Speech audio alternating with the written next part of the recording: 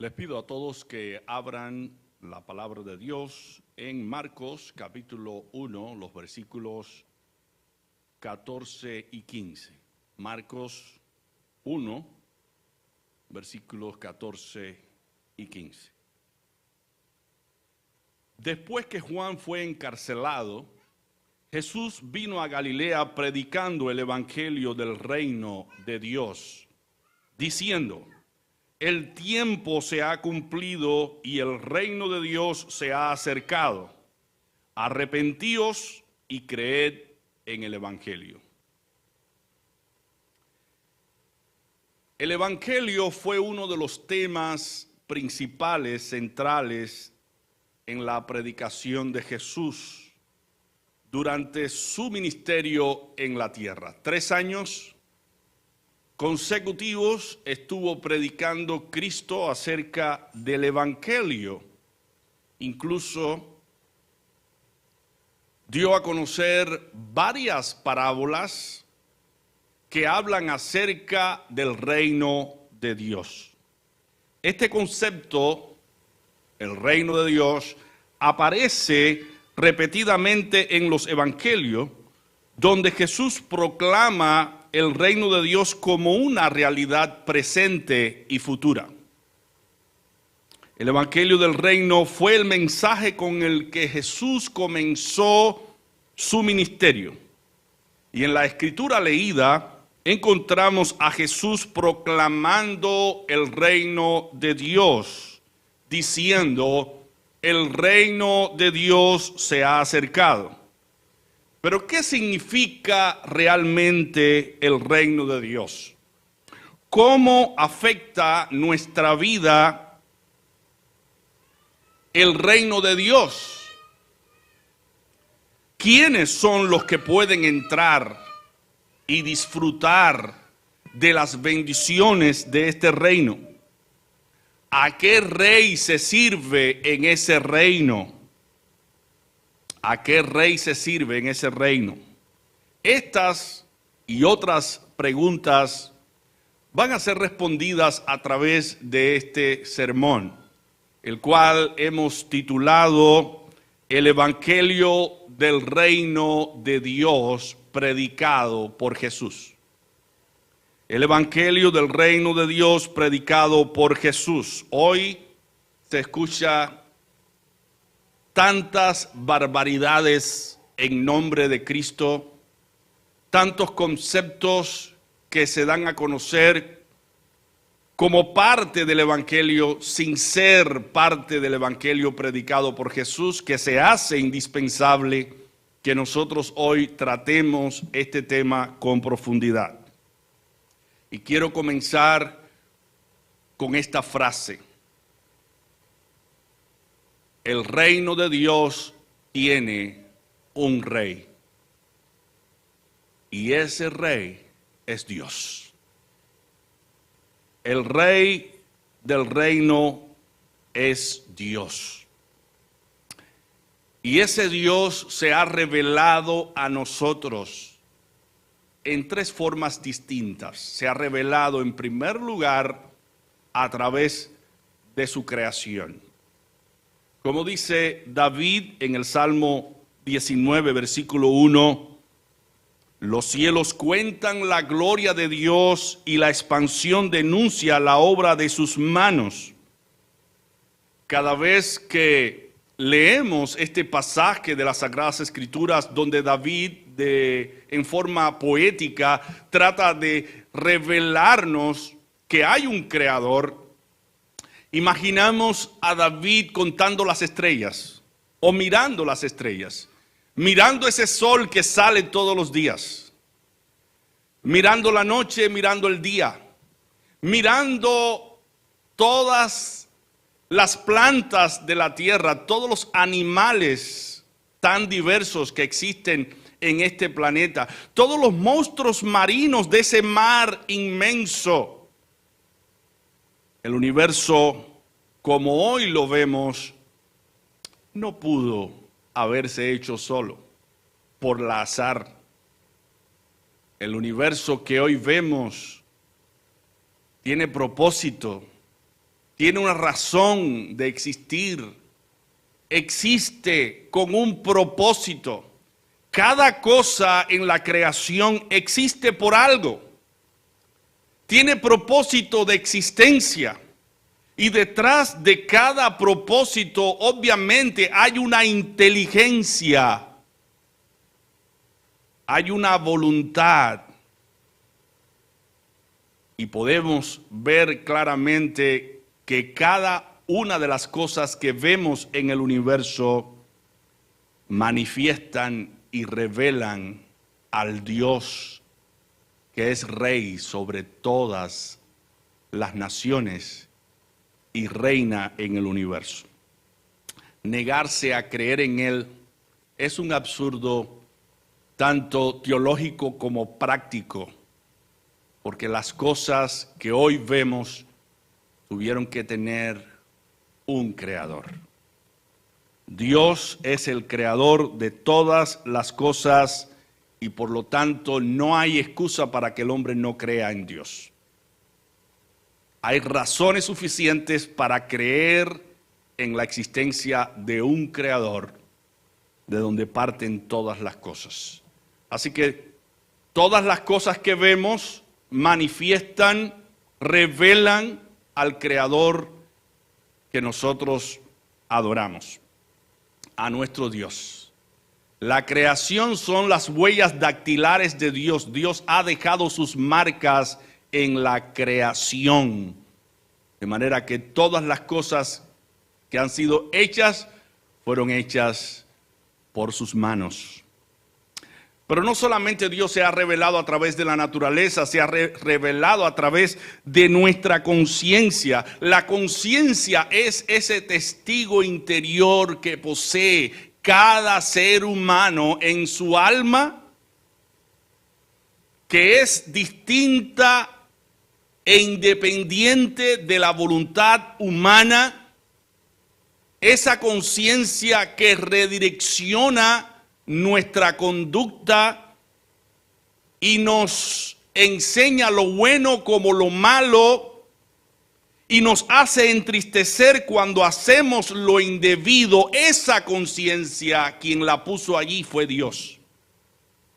¿Cuántas personas, habiendo robado o habiendo cometido algún crimen, no han podido soportar el peso de su conciencia y han tenido que comparecer ante las autoridades para decir que han cometido un crimen porque necesitan ser castigadas por lo que cometieron, por el delito que cometieron? Muchos casos existen de personas que debido a la conciencia no han podido soportar el peso de la conciencia y han declarado su culpabilidad. De manera que la conciencia nos felicita cuando hacemos lo malo y nos condena, nos felicita cuando hacemos lo bueno y nos condena cuando hacemos lo malo. Así que Dios se ha revelado a través de la naturaleza, pero también se ha revelado a través de la conciencia. Pero hay un medio por el cual Dios se ha revelado a los hombres y ese medio es la palabra de Dios. Por ser la palabra de Dios el medio por el cual se expresan los pensamientos, se comprenden mejor los pensamientos, es la forma más común que Dios usa para revelarse a los hombres, revelar a los hombres su voluntad. Dios se ha comunicado con el ser humano a través de su palabra. Esa palabra que Dios inspiró, usando a hombres comunes como tú y yo, bajo la influencia del Espíritu Santo, y fueron testigos oculares de la gloria de Dios, escribieron lo que ellos experimentaron en su relación con Dios y escribieron lo que Dios le decía que escribieran. Y en ese periodo de tiempo en que escribían la palabra de Dios, eran librados del error. Por eso vemos que muchas profecías dichas por Dios y escritas en la palabra de Dios, dichas al hombre, se han cumplido. Muchas de ellas se están cumpliendo en la actualidad y las que faltan por cumplir se cumplirán, porque la palabra de Dios es verdad. Es la verdad. La palabra de Dios, la Biblia, se nos ha sido entregada para que nosotros conozcamos cuál es la voluntad de ese Dios que reina por los siglos de los siglos. De manera que tú y yo no podemos escondernos de ese Dios, porque todo lo sabe, todo lo conoce. Como dijera el salmista, si profundizamos y estamos en lo profundo de la mar, allí Él nos ve. No hay oscuridad en la cual podamos escondernos de su presencia. Ese Dios que es creador, ese Dios que se ha comunicado a través de la conciencia y a través de su palabra, es nuestro Rey. Como dice el salmista en el Salmo 47, versículos 7 y 8, cantad a Dios, cantad, cantad a nuestro Rey, cantad, porque Dios es el Rey de toda la tierra. Cantad con inteligencia, Dios reina sobre las naciones, Dios se sienta sobre su santo trono. La tranquilidad que tenemos nosotros los cristianos, los creyentes, la paz que disfrutamos, deviene de saber que Dios está sentado en su trono y que no hay maldad que no sea castigada y no hay pecado que no sea manifiesto, y que sabemos por las Escrituras que ningún ser humano puede ir en contra de la voluntad y el propósito de ese Rey eterno que es nuestro Dios. ¿Quiénes entonces pueden entrar según Jesús en su reino, en el reino de Dios, donde Dios es Rey? Y de eso trata el mensaje del Evangelio. Dice Jesús que los que entran en ese reino saben que no son dignos de entrar. Y por esa razón, dice Jesús, que pueden entrar al reino de Dios. Y vamos a leer la palabra de Dios en Lucas capítulo 15, los versículos del 11 en adelante, donde Jesús cuenta la parábola del hijo pródigo, que nos enseña este mensaje del Evangelio. ¿Quiénes pueden entrar al reino de Dios? Aquellos que se consideran pecadores, aquellos que se consideran indignos. Dice el Señor que un hombre tenía 2 hijos y el menor de ellos dijo a su padre: Padre, dame la parte de los bienes que me corresponde, y le repartió los bienes. No muchos días después, juntándolo todo, el hijo menor se fue lejos a una provincia apartada y allí desperdició sus bienes viviendo perdidamente. Cuando todo lo hubo malgastado, vino una gran hambre en aquella provincia y comenzó a pasar necesidad. Entonces fue y se arrimó a uno de los ciudadanos de aquella tierra, el cual lo envió a su hacienda para que apacentara cerdos. Deseaba llenar su vientre de las algarrobas que comían los cerdos, pero nadie le daba. Y volviendo en sí dijo: ¿cuántos jornaleros en casa de mi padre tienen abundancia de pan y yo aquí perezco de hambre? Me levantaré e iré a mi padre y le diré: Padre, he pecado contra el cielo y contra ti. Ya no soy digno de ser llamado tu hijo. Hazme como a uno de tus jornaleros. Entonces se levantó y fue a su padre. Cuando aún estaba lejos, lo vio su padre y fue movido a misericordia y corrió y se echó sobre su cuello y lo besó. El hijo le dijo: Padre, he pecado contra el cielo y contra ti, y ya no soy digno de ser llamado tu hijo. Pero el padre dijo a sus siervos: sacad el mejor vestido y vestidle, y poned anillo en su dedo y calzado en sus pies. traed el becerro gordo y matadlo, y comamos y hagamos fiesta, porque este mi hijo muerto era y ha revivido, se había perdido y es hallado, y comenzaron a regocijarse. El que no se sentía digno, el que se sentía un gran pecador, pero que reconoció su falta, pudo entrar para participar de la fiesta en casa de su padre.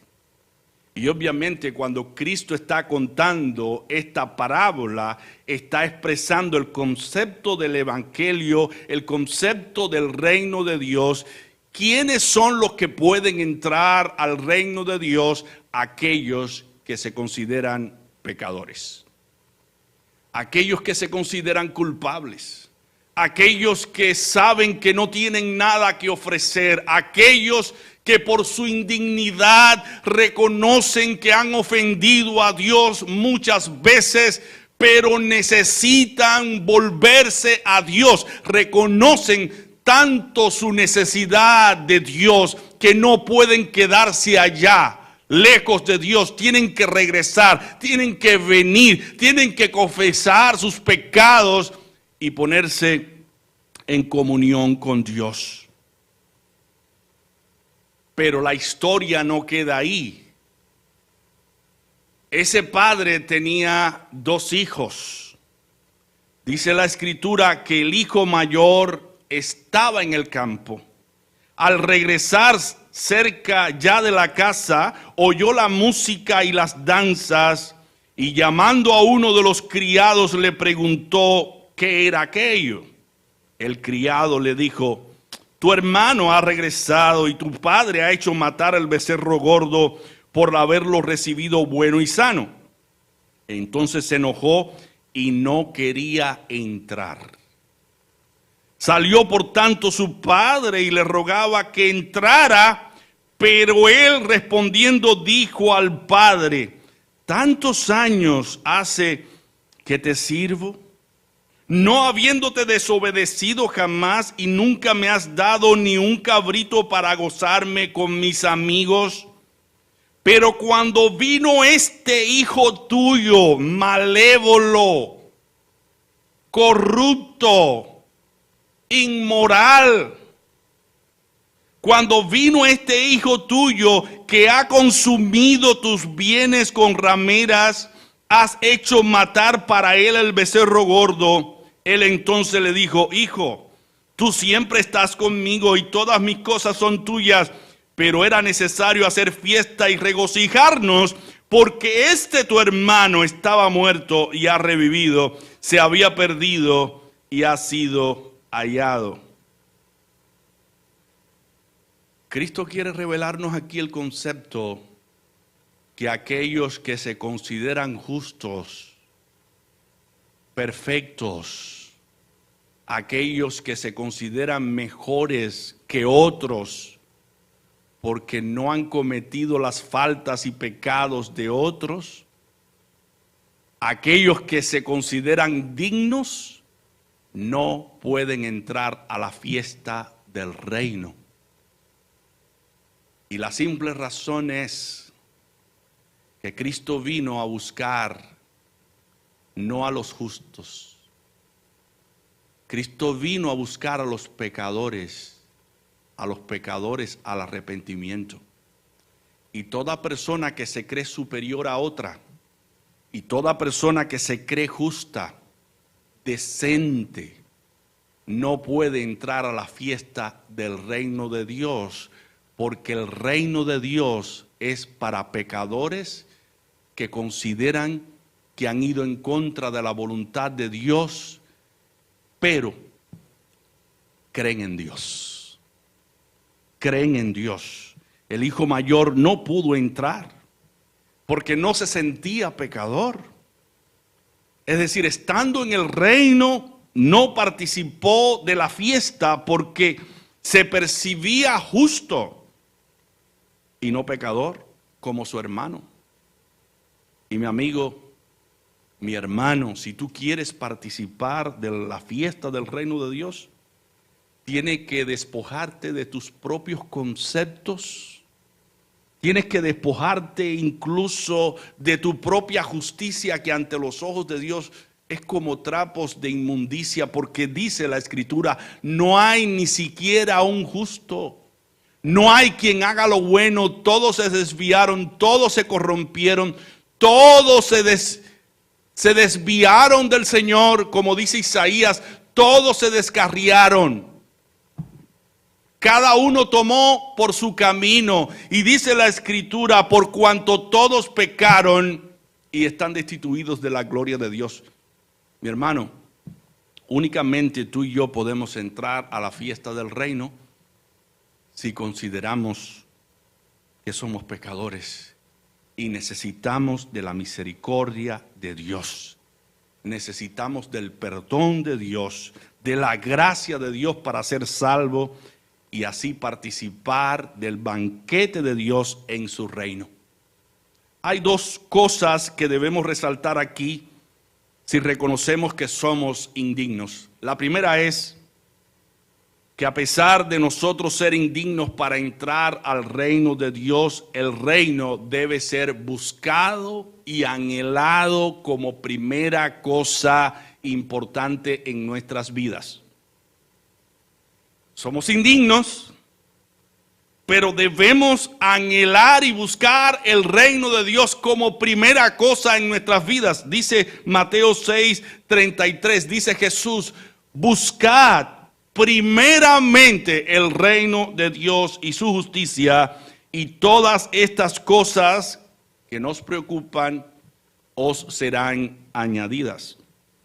Así que en nuestra indignidad, en nuestra pecaminosidad, aún en nuestras imperfecciones, en nuestras limitaciones, debemos buscar el reino de Dios, porque el reino de Dios es para aquellos que se consideran pecadores y quieren lograr el perdón y la misericordia y la gracia de Dios y participar del gran banquete espiritual. Y número dos, los que van delante del reino de Dios son los más indignos y pecadores. Según Jesús, son los más indignos y pecadores. Si vamos a Mateo capítulo 21 del 28 al 32, dice el Señor: pero ¿qué os parece? Un hombre tenía 2 hijos, otra parábola muy importante, ilustrativa, y acercándose el primero le dijo: hijo, vete hoy a trabajar en mi viña. Respondiendo él dijo: no quiero. Pero después, arrepentido, fue. Y acercándose al otro le dijo lo mismo, y respondiendo él dijo: sí, Señor, voy. Pero no fue. ¿Cuál de los 2 hizo la voluntad de su padre? Dijeron ellos: el primero. Jesús les dijo: de cierto os digo que los publicanos y las rameras van delante de vosotros al reino de Dios, porque vino a vosotros Juan en camino de justicia y no le creísteis. En cambio, los publicanos y las rameras le creyeron, pero vosotros, aunque visteis esto, no os arrepentisteis después para creerle. Cristo lo que está diciendo aquí es que aquellos que han ofendido a Dios, que se han rebelado contra Dios, que le han dicho no a Dios, pero que han recapacitado y han reflexionado en el tiempo y han reconocido su pecado y se han vuelto a Dios a pesar de sus grandísimos pecados, estas personas están por encima de otros que se consideran justos a sí mismos y por esa razón no pueden entrar al reino de Dios. Y estos publicanos y estas rameras, estos inmorales, por el hecho de reconocer su pecado, de arrepentirse y creer en Cristo, entran a participar de la gran fiesta del reino. Aquellos que por su condición se sienten más perdidos, más indignos, pero creen en Dios, son los mejores candidatos para entrar al reino de Dios. Hemos visto que Dios reina, Él es rey, que Él controla todos los eventos de la historia y la naturaleza, y a ese rey nos debemos todos. Y aunque nos debemos a Él y en muchas ocasiones no obedecemos su palabra, Él sigue reinando y cumpliendo sus propósitos. Él sigue castigando la maldad, el pecado, la injusticia, y Él sigue llamando al hombre para que se convierta a Él. Él es rey, Él ha establecido su reino, pero ¿quiénes son los que participan de ese reino?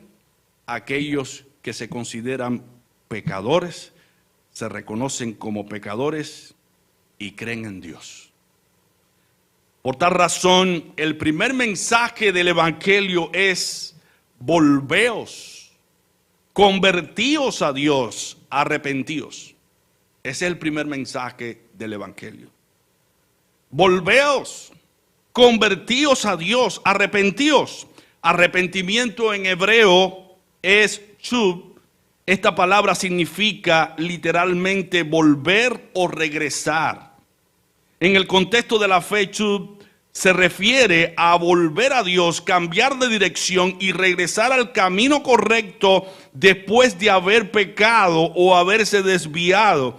Por ejemplo, en Isaías capítulo 55, versículo 7, se dice de esta manera: deje el impío su camino y el hombre inicuo sus pensamientos, y vuélvase al Señor, el cual tendrá de él misericordia, y al Dios nuestro, el cual será amplio en perdonar. Eso fue lo que hizo el hijo pródigo. Él desperdició todos los bienes de su padre. Él no tenía derecho para regresar y gozar nuevamente de los privilegios que tuvo previamente con su padre, pero reconoció su error, reconoció su pecado y dijo: me volveré a mi padre. Se volvió a su padre, reconoció que había tomado un mal camino y se regresó, se volvió a su padre. Eso es arrepentimiento. Pero el arrepentimiento en griego viene de una palabra griega que se pronuncia metanoía. Esta palabra está compuesta por meta, que significa cambio, y por noía, que significa mente, por lo que literalmente significa cambio de mente o cambio de actitud. Metanoía implica un cambio profundo en la manera de pensar, que lleva a una transformación en la vida y en el comportamiento. No es solo un sentimiento de remordimiento por haber ofendido a Dios, sino un cambio radical de dirección de la vida. Un ejemplo de su uso se encuentra en la escritura leída en Mateo 4:17, donde Jesús comienza su ministerio diciendo: arrepentíos, porque el reino de Dios se ha acercado. Él es rey, Él tiene toda la autoridad y todo el poder y todo el derecho, porque Él es soberano. Él tiene todo el derecho para decirle a todos los hombres que pueblan este universo que se arrepientan.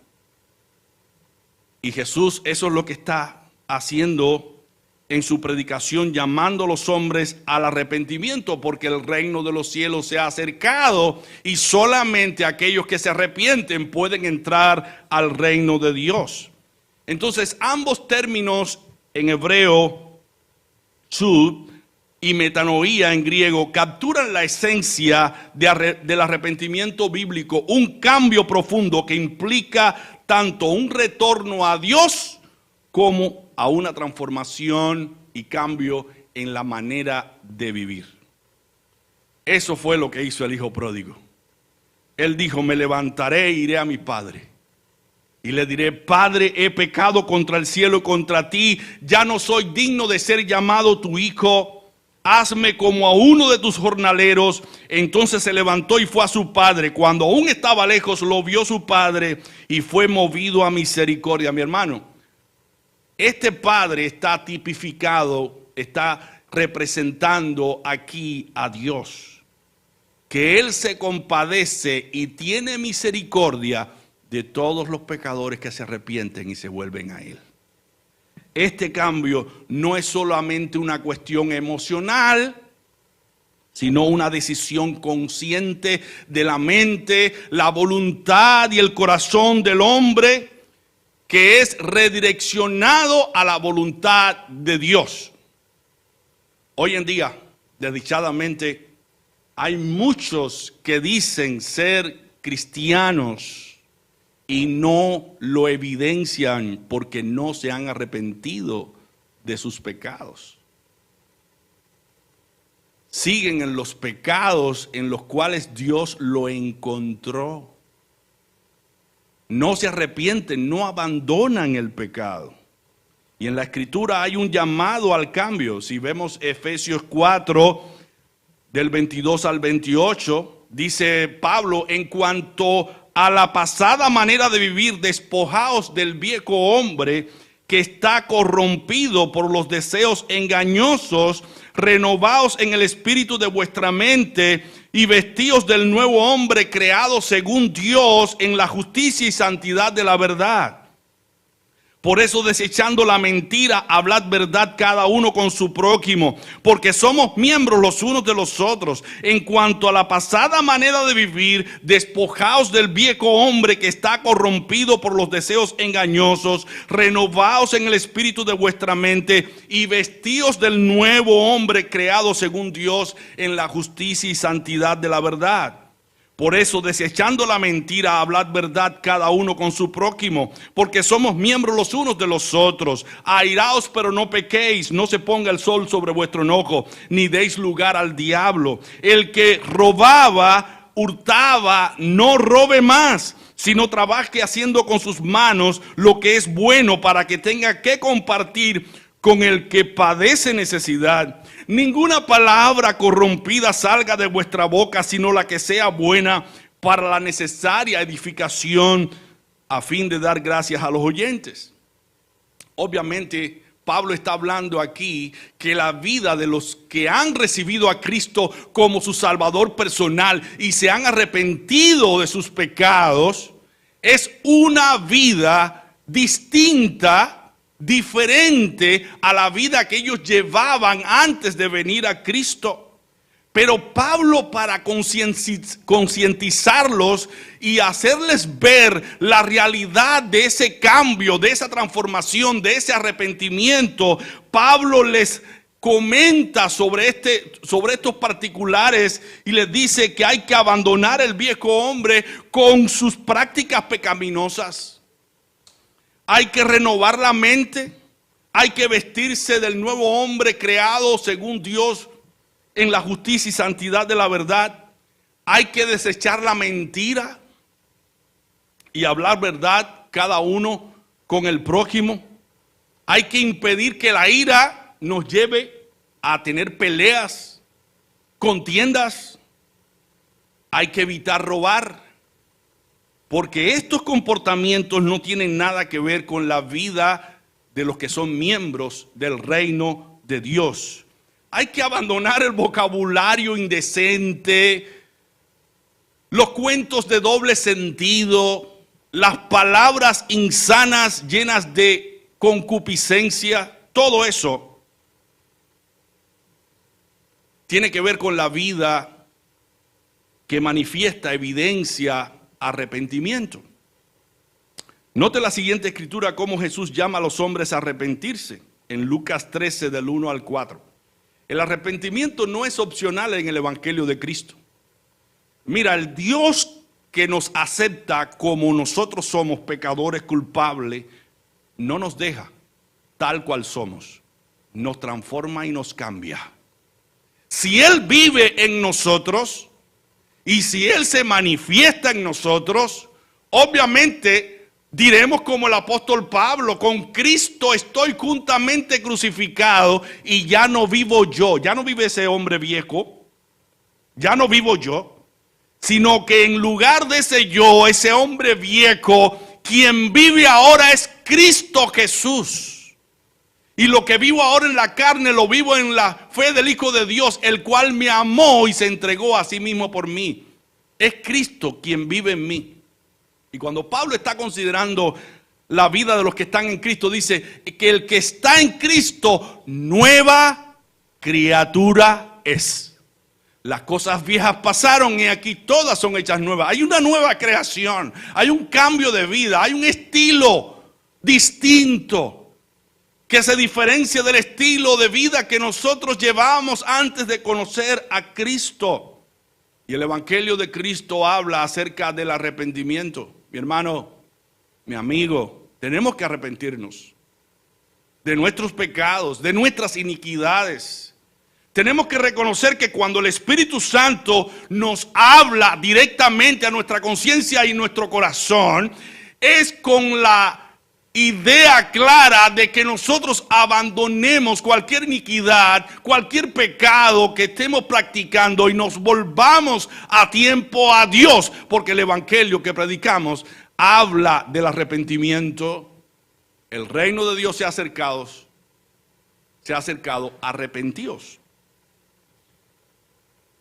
Dice Lucas 13, en este mismo tiempo estaban allí algunos de los que le contaban acerca de los galileos cuya sangre Pilato había mezclado con los sacrificios de ellos.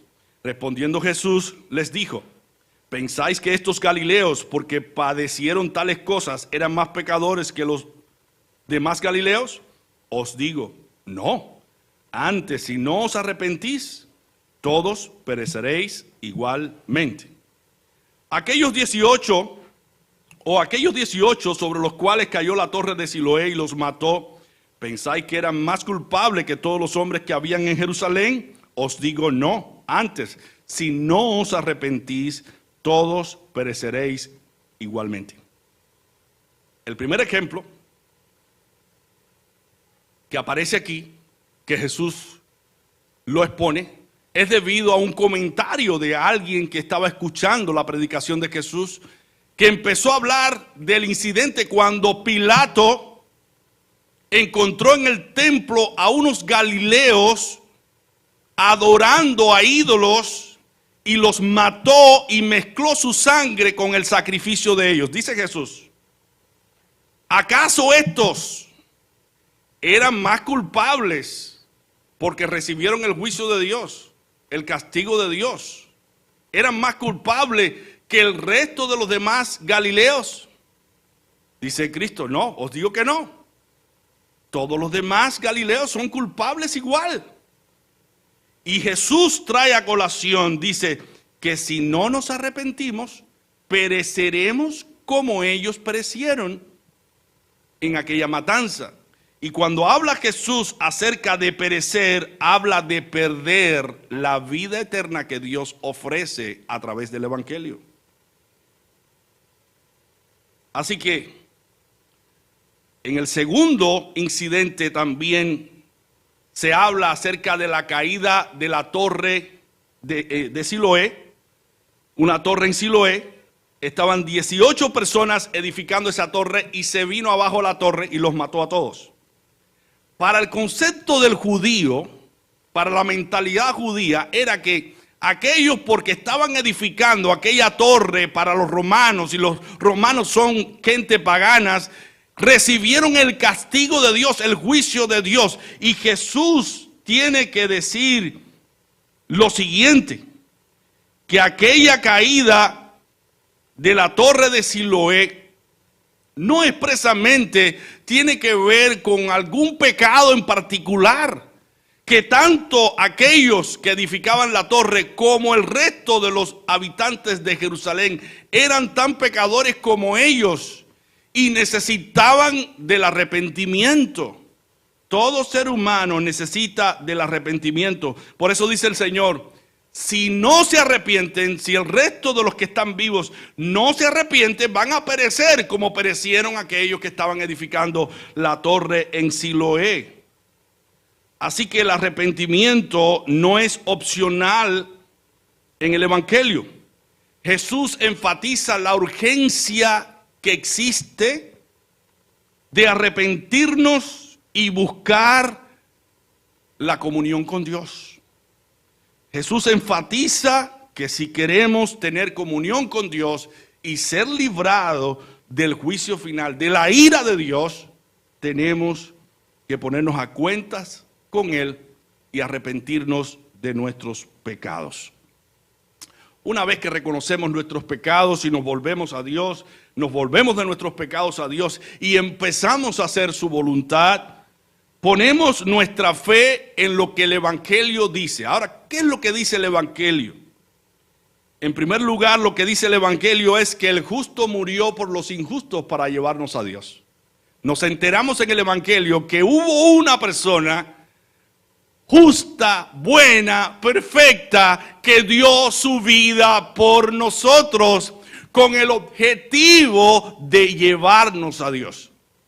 Así que esta persona, que es Jesucristo, murió y padeció por nosotros para llevarnos a Dios. Y eso es lo que Pedro dice en 1 de Pedro 3:18. Asimismo, Cristo padeció una sola vez por los pecados.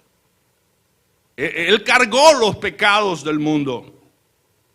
Cristo padeció una sola vez por los pecados, el justo por los injustos, para llevarnos a Dios, siendo a la verdad muerto en la carne, pero vivificado en espíritu.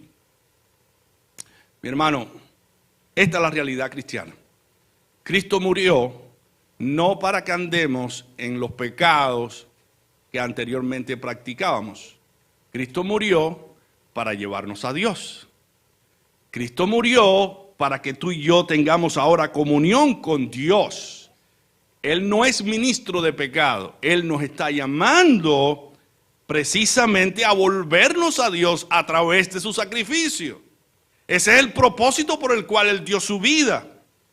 Isaías 53, versículo 6 dice que todos nosotros nos descarriamos como ovejas, cada cual se apartó por su camino, mas Jehová cargó en él el pecado de todos nosotros. Lo castigó a él en nuestro lugar. Lo condenó a él en nuestro lugar. Así que Cristo llevó la carga, el castigo de nuestros pecados para que tú y yo recibiéramos el perdón gratuito de ese Dios amoroso y compasivo. En Hechos 10, versículo 43 dice la Escritura: de este dan testimonio todos los profetas de Cristo, que todos los que en Él creen recibirán perdón de pecados por su nombre. Hermano, y volvemos a recalcar sobre este punto muy importante. Para recibir el perdón de Dios, tenemos que reconocer que somos pecadores y tenemos que creer en lo que dice el Evangelio. El Evangelio dice que alguien dio su vida por nosotros para que tú y yo fuésemos perdonados de todos nuestros pecados. Cristo cuenta una parábola que nos ilustra claramente el riesgo que corremos los creyentes cuando confiamos en nosotros mismos y nos vemos como justos y vemos a los demás como pecadores. No nos incluimos en la lista. Vemos a todos los demás que son pecadores, que son malos, que son perversos, pero nosotros no nos incluimos en la lista. Mi hermano, si hay una persona que se incluyó en la lista, fue el apóstol Pablo. Cuando dijo: palabra fiel y digna de ser manifestada, que Cristo vino al mundo para salvar a los pecadores, de los cuales yo soy el primero. Pablo reconoció que era el primer pecador, la primera persona que necesitaba de la justicia de Dios, del perdón de Dios a través de Jesucristo. De tal manera que Pablo decía: yo no quiero hallarme en aquel día teniendo mi propia justicia, la que es conforme a la ley, sino teniendo la justicia que es de Dios y que se adquiere por la fe en su Hijo Jesucristo. Pero el Señor tiene que traer a colación la parábola del fariseo y el publicano para enseñarnos lo que es el evangelio y quiénes son los que pueden entrar al reino de Dios en el evangelio. A unos que confiaban en sí mismos como justos, dice Cristo, y menospreciaban a los otros, dijo también esta parábola. 2 hombres subieron al templo a orar. Uno era fariseo y el otro publicano. El fariseo, puesto en pie, oraba consigo mismo de esta manera: Dios, te doy gracias porque no soy como los otros hombres. ¿Cómo eran? Ladrones, injustos, adúlteros, ni aun como este publicano. Él no se sentía pecador, no se percibía pecador, porque ayuno 2 veces a la semana, diezmo de todo lo que gano. Pero el publicano, dice la Escritura, que estando lejos no quería ni aún alzar los ojos al cielo, sino que se golpeaba el pecho diciendo: Dios, sé propicio a mi pecador. Finaliza Cristo diciendo: os digo que este pecador, que este publicano, descendió a su casa justificado. ¿Por qué? Reconoció que era un pecador, que necesitaba de la misericordia de Dios, el perdón de Dios, creyó en las promesas de Dios. Pero el fariseo, el otro, porque se consideraba justo y no pecador, y se enaltecía por lo que él hacía y por lo que él era, nunca fue justificado, dice el original, nunca fue justificado. Y finaliza Cristo diciendo que el que se humilla será exaltado y el que se exalta será humillado. Aquellos que saben que no merecen entrar al reino de Dios, pero confían en Dios, son los que pueden entrar al reino de Dios. Sin embargo, aquellos que confían en sí mismos como justos, como buenos, como personas que no han pecado nunca, no podrán entrar al reino de Dios. Y mi hermano, el Espíritu Santo te dice hoy a ti y a mí: deja de confiar en tu propia prudencia, en tu propia sabiduría. Deja de confiar en tus buenas obras. Deja de confiar en el hecho de que has llevado una vida cristiana donde has podido servir a otros. No bases tu salvación en tu propia confianza, en tus propias obras. Basa tu salvación en lo que hizo Cristo por ti. Murió por ti para llevarte a Dios. Murió por ti y por mí para justificarnos. Y esa justificación viene por la fe en su nombre. Justificados pues por la fe, ahora tenemos paz para con Dios, porque Él murió por nosotros. Él tomó nuestro lugar. Dice la Escritura: por la desobediencia de uno, los muchos fueron constituidos pecadores, pero por la obediencia de uno, y ese uno es Cristo, los muchos fueron declarados justos. Justificados pues por la fe en Cristo Jesús, ahora tenemos paz para con Dios. Mi hermano, ¿ves tan fácil que es la salvación, que es un don gratuito dado al hombre, al pecador, únicamente por gracia y únicamente por la fe? Si en estos momentos tú estás lidiando con tus pecados, lidiando con tus transgresiones, con tus imperfecciones y debilidades, mira a Cristo. Mira a Cristo en la cruz muriendo por tus pecados. Mira a Cristo allí en la cruz perdonando tus pecados. Mira a Cristo allí en la cruz, dándote la victoria que Él recibió a través de la cruz. Mira a Cristo, confía en Cristo y di como dijera el apóstol Pablo: todo lo puedo en Cristo que me fortalece. No mires cuán pecador eres, mira cómo es tu Salvador. Cuán grande es tu Salvador, que ahora te ofrece la oportunidad de entrar al reino y te ofrece la posibilidad de ser transformado si pones tu fe en Cristo. El reino de Dios, a pesar de ser un lugar perfecto, una realidad perfecta, también es una realidad que se puede experimentar ahora. Quizás tú estés pensando que cuando estés allá con Cristo en la gloria, disfrutando de sus bendiciones, donde todo será paz y gozo por el Espíritu Santo, tú vas a sentir cosas inefables y estás centrando tu esperanza en ese futuro. Pero dice Cristo que el reino de Dios entre vosotros está. Y tú y yo podemos experimentar las bendiciones de ese reino, porque ese reino se ha acercado a nosotros. Y ese reino se ha acercado por la persona de Jesucristo.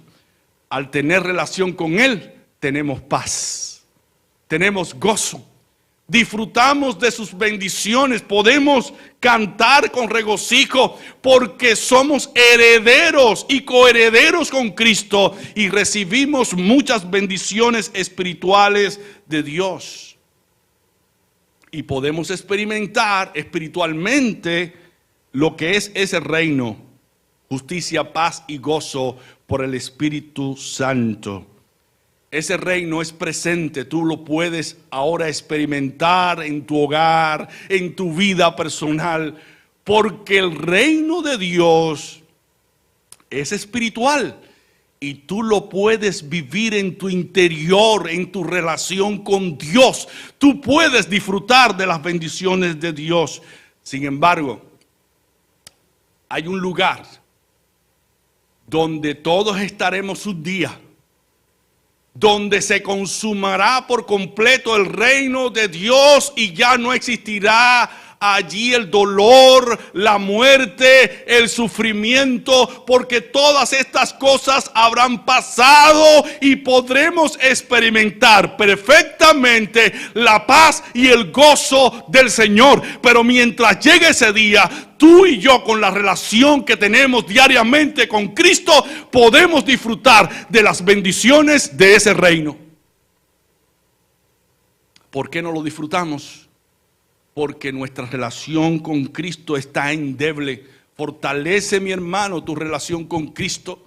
Disfruta de las bendiciones de ese reino. Tú y yo podemos vivir dentro de ese reino, porque ese reino se ha acercado a nosotros. Pero para disfrutar de ese reino glorioso, tienes que considerar que eres pecador y que necesitas arrepentirte de tus pecados. Y eso implica volverte de tus pecados a Dios, abandonar tus pecados, abandonar toda práctica que ofende a Dios.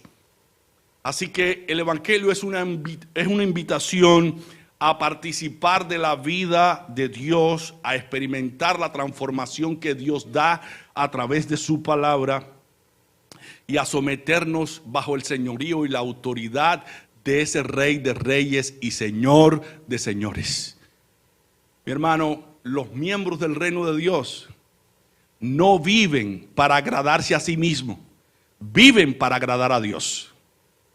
Cada día debemos estar conscientes de que somos miembros de ese cuerpo, de ese reino, Y ya no debemos hablar como hablan las personas del mundo. Ya no debemos vestir como visten las personas del mundo.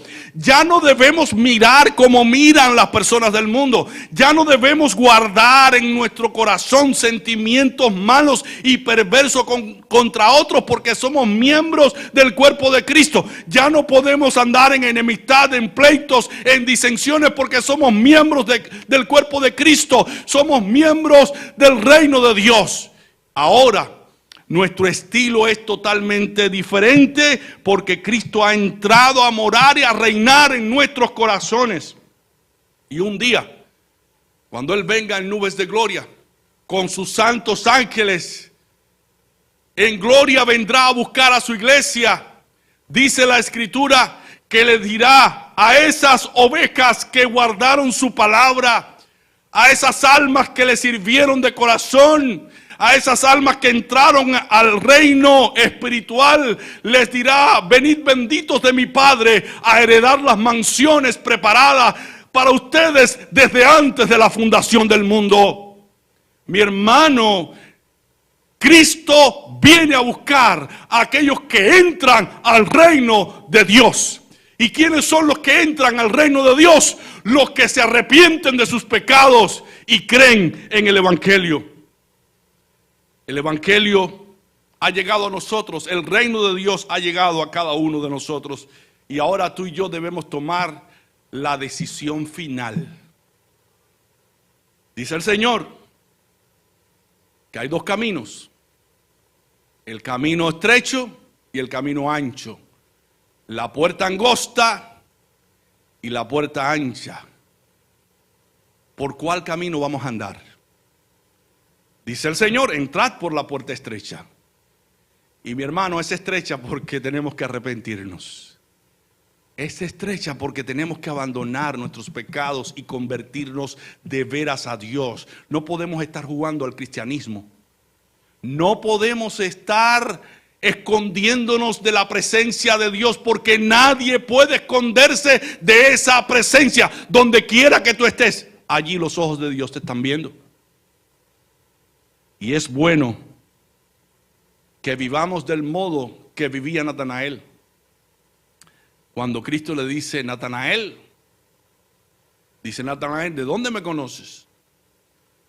Te vi cuando estabas debajo de la higuera. Dice de Natanael: tú eres un profeta de Dios. ¿Cómo sabías que estaba debajo de la higuera? Mi hermano, Dios sabe todas las cosas. Es muy probable que Natanael estuviese orando y leyendo la palabra de Dios, y los ojos de Dios estaban siendo puestos sobre Natanael. Dios lo ve todo. Dios sabe todas las cosas. Venga la luz, no te escondas. Venga la luz. Encara tu realidad espiritual. Di: Señor, sé que soy un pecador. Y sé que tú moriste en la cruz del Calvario para librarme de tu propia ira, porque de tal manera amó Dios al mundo que ha dado a su Hijo unigénito, dice el Señor, para que todo aquel que en Él crea no se pierda, mas tenga vida eterna. Porque Dios no envió a su Hijo al mundo para condenar al mundo, sino para que el mundo sea salvo por medio de Él. Toma la decisión, mi hermano, de creer en el Hijo de Dios, en acogerte a su gracia, a su perdón. Porque mira lo que dice Juan 5, 33, 36. El que cree en el Hijo tiene vida eterna. Ya tienes la vida eterna. Pero el que se niega a creer en el Hijo no verá la vida, sino que la ira de Dios está sobre él. Mi hermano, los pecados de los que se salvan son perdonados en Cristo, pero los pecados de los que se pierden son y serán condenados en el infierno. Acógete a la gracia de Jesucristo. Dile a Jesucristo que perdone tus pecados. Él dice: el que a mí viene, yo no le echo fuera. Y Él dice: porque llegará la hora cuando todos los que están en los sepulcros oirán mi voz. Y los que hicieron lo bueno saldrán a resurrección de vida, y los que hicieron lo malo a resurrección de condenación. Él vendrá por segunda vez a buscar a su iglesia. Y Él quiere librarte a ti y a mí del infierno. Y Él quiere que entremos a su reino, disfrutemos su reino y aguardemos la consumación de ese reino cuando Él venga, donde todos nos iremos con Él y estaremos con Él por toda la eternidad. Porque Él es la vida eterna. Él es la vida eterna. Y Él se nos ofrece en estos momentos para que nosotros entremos a su reino. Que Dios les bendiga.